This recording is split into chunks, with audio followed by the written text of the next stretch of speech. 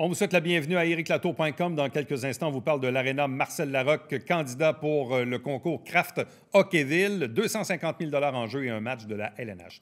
Mais d'abord, mise à jour de l'équipe Alain Laplante avec le candidat à la mairie, le maire Alain Laplante.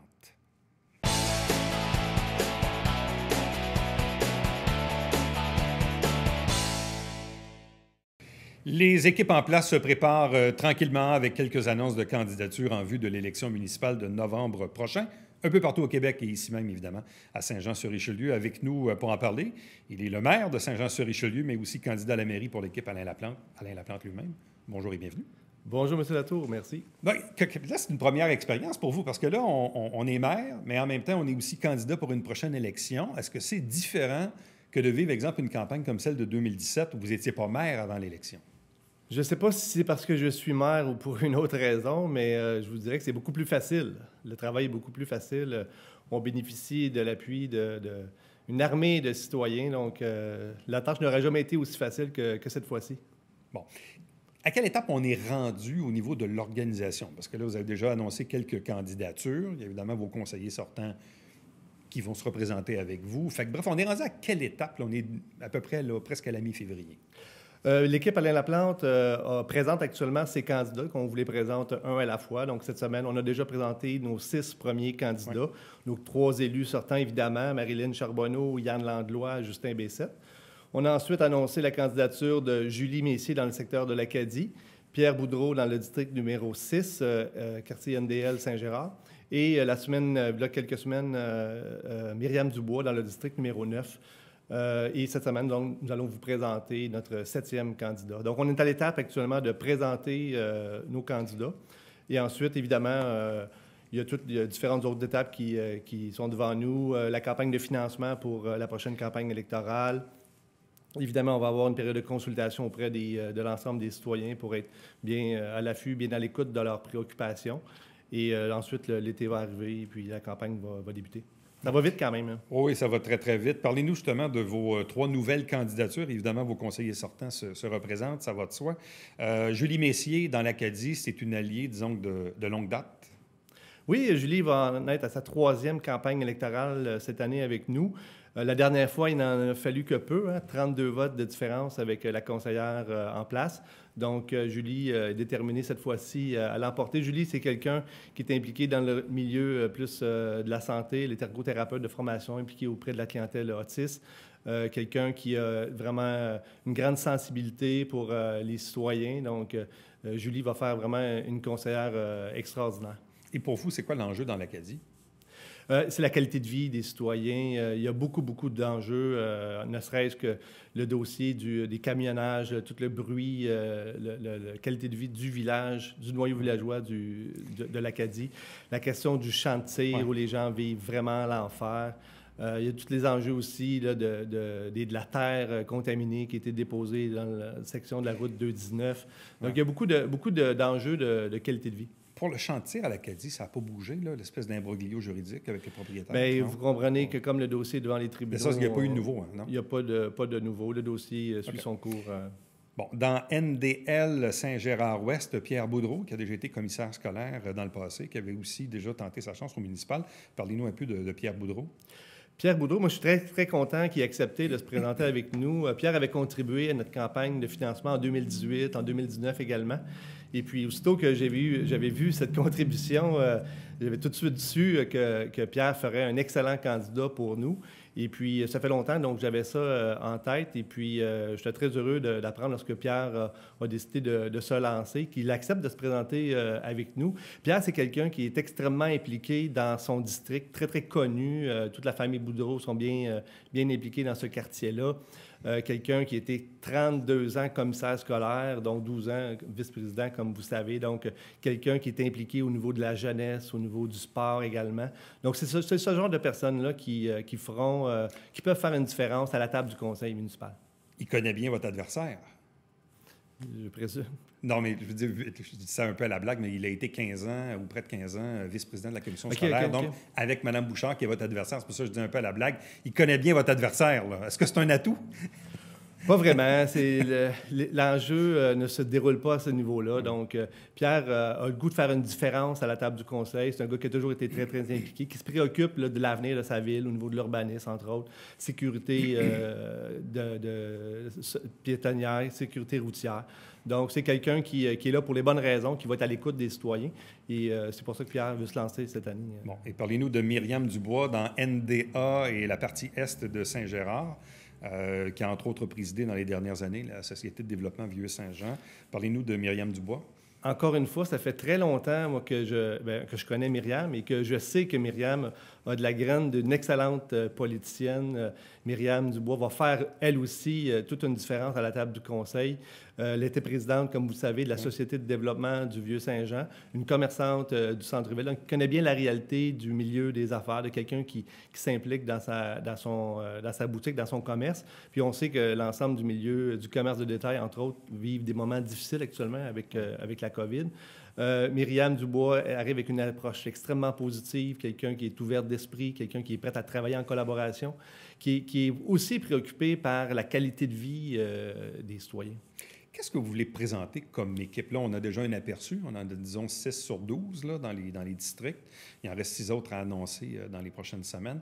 Ça va être quoi le visage de l'équipe Alain Laplante et en quoi ce visage-là sera différent de celui qu'on a vu en 2013 ou en 2017? Sérieux, j'ai concocté cette année une équipe vraiment extraordinaire, des gens qui viennent de différents horizons, qui sont complémentaires, qui sont tous là pour la même raison, soit défendre les intérêts, la qualité de vie des citoyens. Vous allez voir des gens, une équipe économique extrêmement solide, une équipe environnementale extrêmement solide, une équipe qui va être là pour la famille, évidemment une équipe qui va être là pour la revitalisation du centre-ville de Saint-Jean. Développement du sport, hein, on est des gens très impliqués au niveau des associations sportives. Donc, vous allez voir, je suis vraiment choyé, je suis vraiment content d'avoir réussi à rassembler une équipe aussi forte. Et je pense que c'est du jamais vu au niveau municipal d'avoir rassemblé une équipe de 12 candidats, candidates avec ce calibre-là. J'ai très hâte de vous les présenter. C'est d'ailleurs pour ça qu'on vous les présente tôt. On est impatient de vous les présenter. On veut les présenter un à un pour que chacun puisse avoir bien le temps de prendre connaissance de la force et de l'impact des candidats de l'équipe Alain Laplante. Comment se porte la campagne de financement? Vous avez fait une sortie publique, là, disons, pour faire un appel à la transparence. Bref, comment ça se passe chez vous, la campagne de financement? Bien, l'année passée, en 2020, malgré la COVID, on n'a pas pu faire de rassemblement, il n'y a pas eu de cocktail. Malgré la situation difficile, on a eu, en 2020, l'équipe Alain Laplante, la plus grande campagne de financement dans une année non électorale. Donc, c'est sûr, durant les années électorales, la limite de financement passe de 100 $ par personne à 200. Donc, c'est plus facile de ramasser un peu plus d'argent. Mais on a ramassé 15 800 $ l'année passée. Et la santé financière de l'équipe Alain Laplante est aussi, ça aussi, ça va très, très bien. On avait, au début de l'année, déjà 52 000 $ dans notre compte de banque pour la campagne de finance, pour la campagne électorale. Et on n'a pas débuté encore la campagne 2021. Et malgré cela, on a déjà ramassé 3 500 $ sans rien faire. Et puis, on va débuter d'ici le mois de mars notre campagne de financement pour payer la campagne électorale. Est-ce que c'est plus difficile aujourd'hui faire du financement? Oui, il y a la COVID, mais les nouvelles règles aussi là, avec lesquelles tous les partis doivent composer au municipal maintenant, là, évidemment, la dynamique des dons et le maximum a changé. Est-ce que ça, c'est plus compliqué d'aller chercher du financement aujourd'hui? Bien, c'est plus compliqué que ce l'était à l'époque où il y avait des dons de 1 000 $ qui se donnaient, des fois certaines entreprises ou plusieurs employés de la même entreprise pouvaient contribuer. Donc, c'est sûr que les règles ont été resserrées et c'est plus difficile globalement. Je vous dirais que c'est plus difficile pour mes adversaires parce que ces nouvelles règles-là ont avantagé évidemment l'équipe Alain Laplante. Et voilà pourquoi, la dernière campagne électorale, on a réussi à dépenser le maximum d'argent qui est possible de dépenser par la loi. Donc, avec les anciennes règles, ça aurait été plus difficile pour nous de combattre à armes égales. Mais ces nouvelles règles-là viennent avantager justement des équipes comme nous où le financement provient essentiellement de monsieur et madame tout le monde, des citoyens qui s'impliquent qui veulent s'impliquer dans leur municipalité. Bon, vous parlez d'adversaires. Bon, techniquement, vos adversaires, c'est l'équipe André Bouchard qui est en formation depuis quelques mois maintenant. Pourquoi avez-vous livré une attaque au dernier conseil de ville à la toute fin à l'égard de la conseillère Charbonneau en lien avec l'ancienne équipe pour Saint-Jean?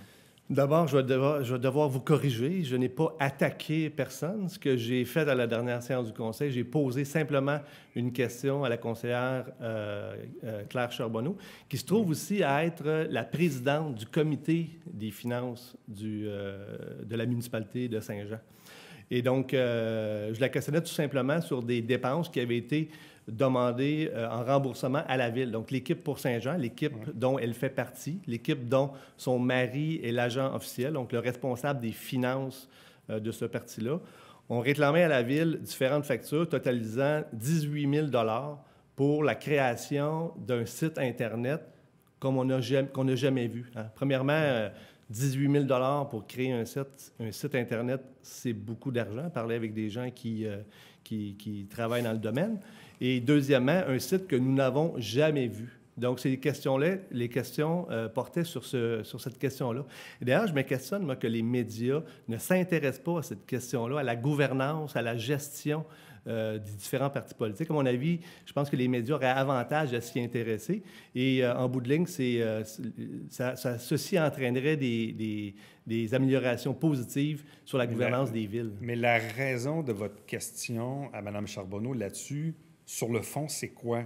C'est que le parti est encore ouvert? C'est que... C'est quoi les raisons? C'est une bonne question parce qu'en septembre l'année passée, l'équipe a annoncé qu'il fermait.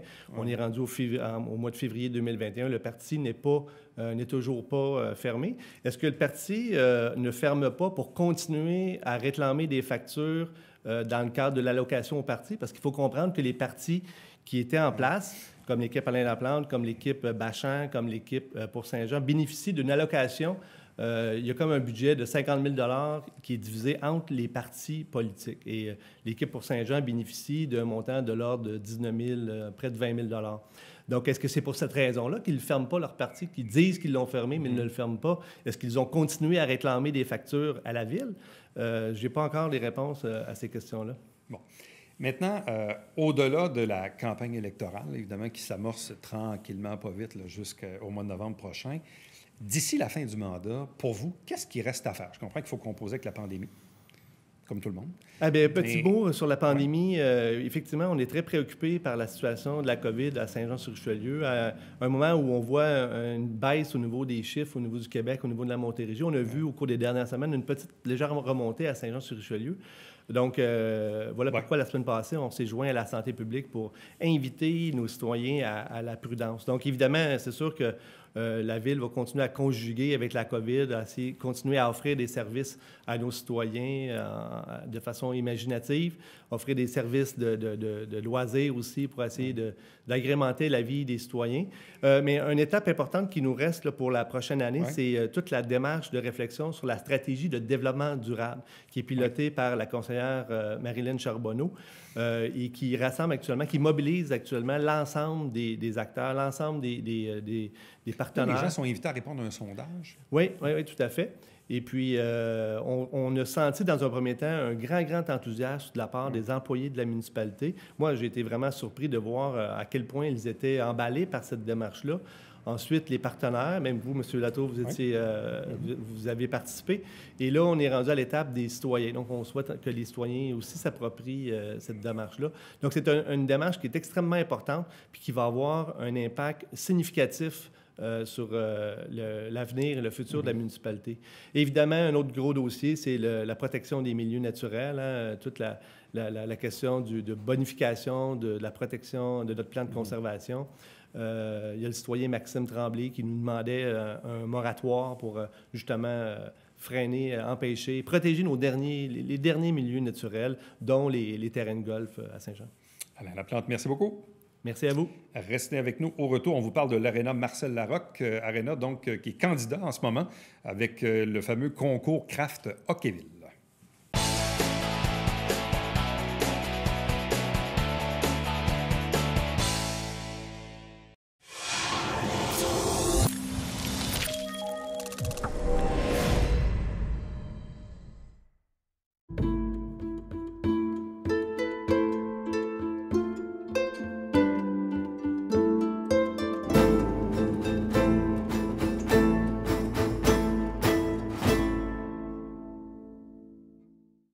Salut, ici Alexandre Baudouin. Et François Trépanier. François, cette semaine à Sport Express. Étienne Papineau, le golfeur, est en première partie. On jase de l'Arena Marcel Larocque qui participe à Craft Hockeyville. Et l'ami de tous, Mario, nous a quittés, François. Salut, Mario. Chaud l'œil pour toi.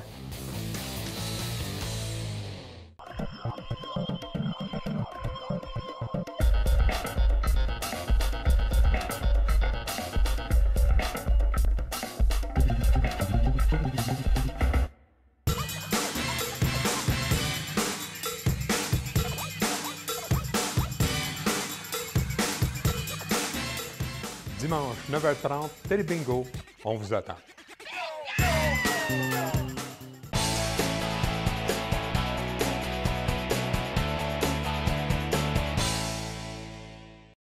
Encore quelques jours pour voter pour l'Arena Marcel Larocque qui est inscrit au concours Hockey Craft. En fait, c'est Craft Hockeyville, si vous permettez. C'est quand même une possibilité de gagner 250 000 et aussi, bien sûr, un match de la Ligue nationale de hockey. Deux personnes pour en parler. D'abord, le directeur de l'Arena Marcel Larocque, Régent Lamotte. Bonjour. Bonjour, bonjour. Et à distance, parce que notre protocole est ainsi fait, il y a une seule personne qui a le droit de venir en studio. L'autre est à distance. C'est le propriétaire de Saint-Jean-Hyundai, François Duquette. Bonjour et bienvenue.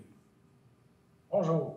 Bon, expliquez-nous d'abord, Régent Lamotte, parce que les gens quand même connaissent, ont déjà entendu parler de Craft Hockeyville. C'est quoi un peu le principe de ce concours-là? C'est un concours canadien qui s'adresse aux arénas, mais aux communautés. Alors, le monde met la candidature de leur aréna et ils peuvent ainsi courir la chance de gagner le fameux prix. C'est très convoité et ça n'a pas été gagné au Québec, je crois, depuis 2008 à Robertval. C'est pour ça que là, ça faisait les 50 ans de l'aréna. Je me suis dit, c'est le temps ou jamais de porter notre candidature. Bon, comment ça marche? Faire une candidature pour Craft Hockeyville, est-ce qu'il y a beaucoup de paperasse, des formulaires? Est-ce que c'est compliqué? Pas tant, pour vrai. En fait, c'est n'importe qui de la population aurait pu mettre la candidature de l'Arena. Et nous, on l'a déjà fait dans le passé rapidement, mais en fait, c'est François qui a eu la bonne idée de trouver un partenaire avec qui danser, en fait. Puis on a levé la main. Là. Nous autres, les planètes s'alignaient, comme je vous dis, c'est le 50e de l'Arena. Et en plus, je ne sais pas pourquoi, on avait un petit peu plus de temps à mettre sur le dossier. François Duquette, expliquez-nous un peu pourquoi vous vous êtes impliqué dans cette candidature de l'Arena Marcel Larocque. Bien, tout a commencé avec Michel Bergeron, le Tiger, l'ancien coach des Nordiques, qui est mon porte-parole chez Saint-Jean-de-Dé. Il m'a parlé de ça, il dit « François, je suis le porte-parole québécois pour Craft Hockeyville. » Il dit « Il n'y a pas de raison que vous n'ayez pas ça à Saint-Jean. » Je dis « Ah ouais, Michel, comment ça... » Je ne le sais pas, mais il dit « Oh, ma vidéo était... » Oui, non, ça va. L'image est revenue, François. Tu peux continuer. Ah, parfait. Fait que là, Michel, il m'a dit « Il n'y a pas de raison que vous ne gagnez pas ça à Saint-Jean. » François, il dit « Regarde ça. » Puis il dit Faites votre application. Puis là, je commençais à appuyer un peu partout, à regarder comment ça fonctionne. Moi, les villes qui ont déjà été en candidature. Puis il m'est venu l'idée d'appeler Jean Patnaud, oui. L'ancienne personne qui s'occupait des glaces à Saint-Jean, des choses sportives pour la ville de Saint-Jean. Il dit François, justement, je connais tel gars, Robert. Puis après ça, je connais telle affaire, ci, ça. Fait que là, il s'était impliqué avant. Il est retraité il y a plus de temps que nous autres. Fait que là, il nous a aidé beaucoup.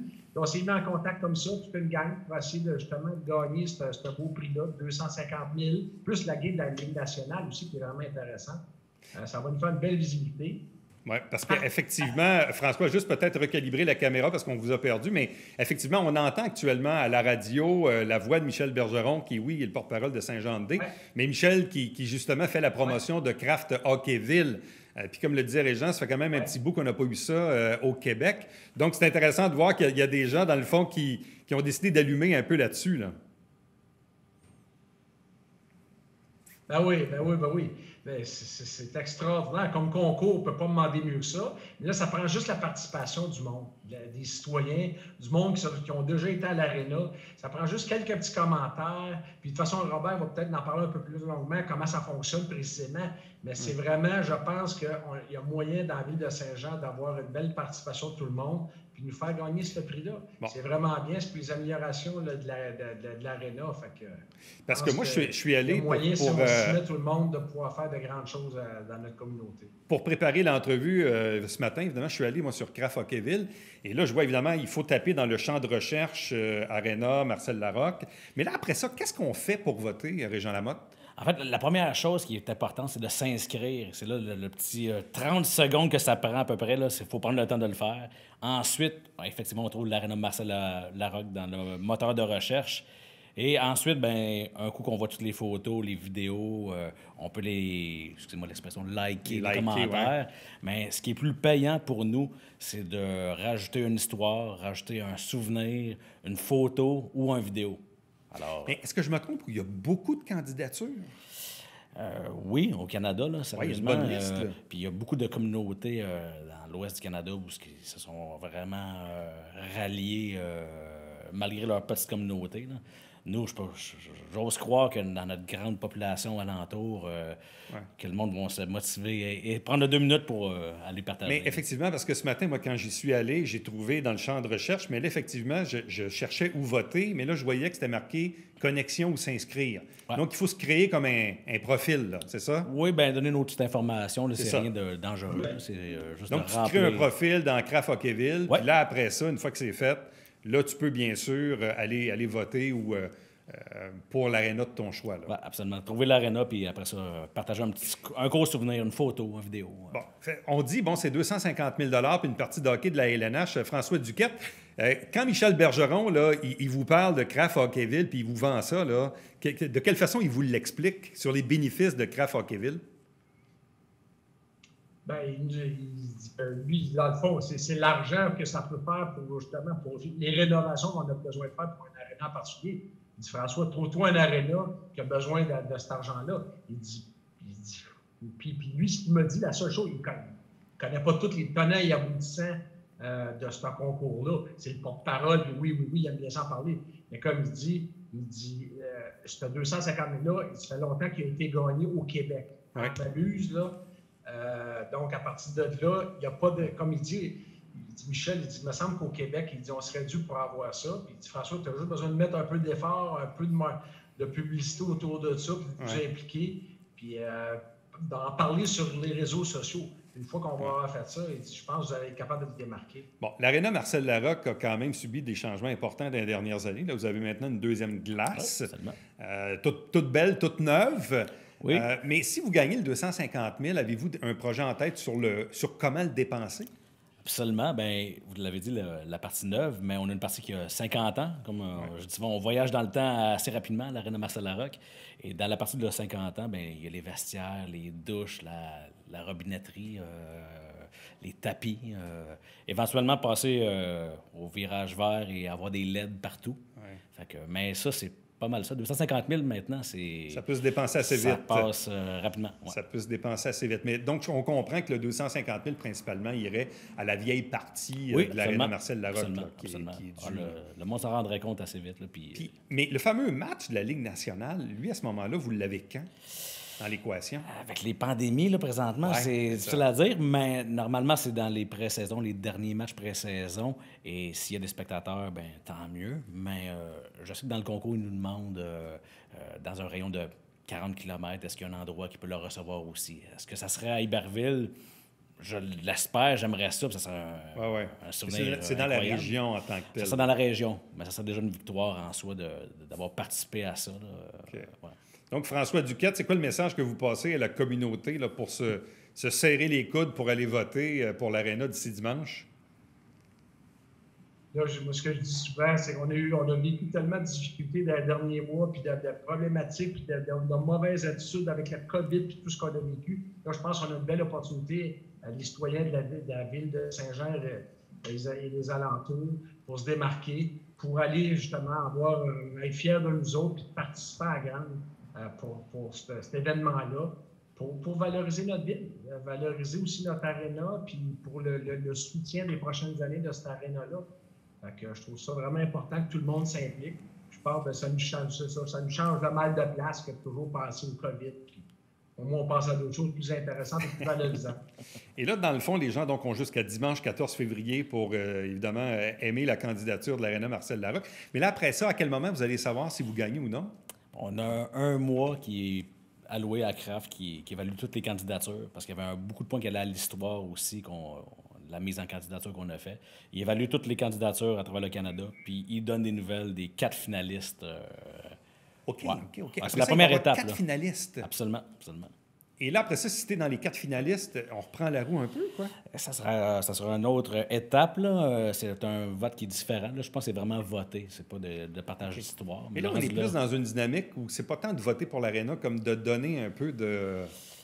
C'est montrer l'importance de Ouais. l'aréna dans la communauté. Il doit y avoir une espèce de grille d'évaluation Ben- pour les candidatures. Là. Oui, absolument, absolument. Mais c'est pour ça, là, je dis, moi, j'ai pas donné le titre au concours, là. Je dis Hockeyville, mais là, le monde du patinage artistique, ceux qui ont patiné, ceux qui ont juste été partisans, peu importe le souvenir qu'il y a eu, s'il vous plaît, prenez le temps d'aller voter. En plus, c'est la Saint-Valentin, alors on témoigne de l'amour pour notre amour, mais pour l'amour du sport, absolument aussi, prenez le petit 2 minutes, s'il vous plaît. Donc, jusqu'à dimanche, 14 février, crafthockeyville.ca.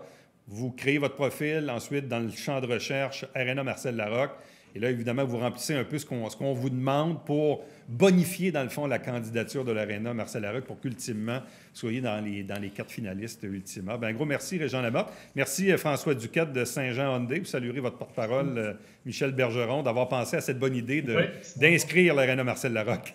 Merci beaucoup. Oui, sans faute. Je vais aller faire le message cet après-midi. Merci. Restez avec nous au retour le mot de la Merci. fin.